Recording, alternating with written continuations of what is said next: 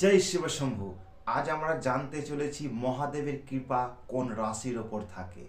তুমি যদি সেই রাশির জাতক জাতিকা হয়ে থাকো, এই ভিডিওটা কিন্তু সম্পূর্ণ তোমার জন্য। আজ আমি যেই কথা তোমার সম্পর্কে বলবো, সেই সব কথা হয়তো তুমি আজ পর্যন্ত শোনোনি। কারণ মহাদেবের কৃপা যে রাশির ওপর থাকে, সে কিন্তু ধনবান হয়ে থাকে।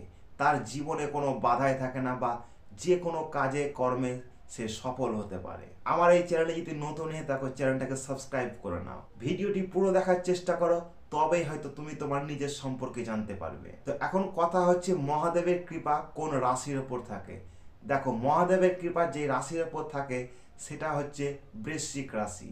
এই বৃশ্চিক রাশির ওপর কিন্তু মহাদেবের কৃপা সব সময়কার জন্য থাকে।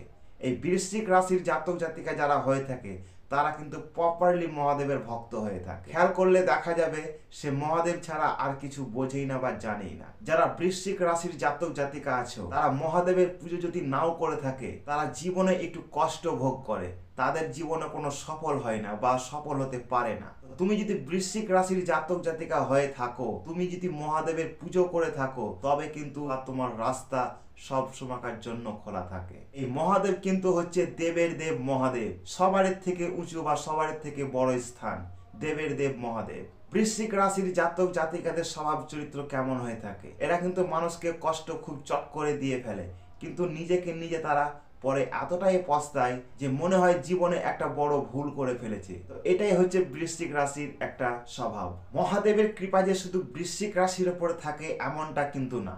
এই মহাদেবের কৃপা আরো কয়েকটি রাশির উপর থাকে।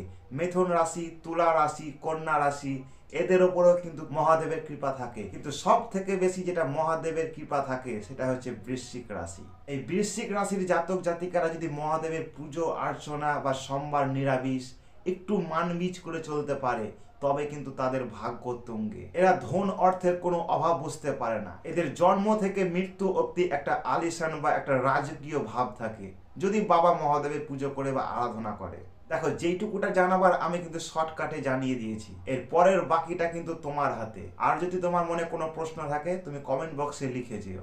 এর উত্তর পরের ভিডিওতে অবশ্যই আমি দিয়ে যাব। দেখা হচ্ছে পরের ভিডিওতে। জয় শিব শম্ভু।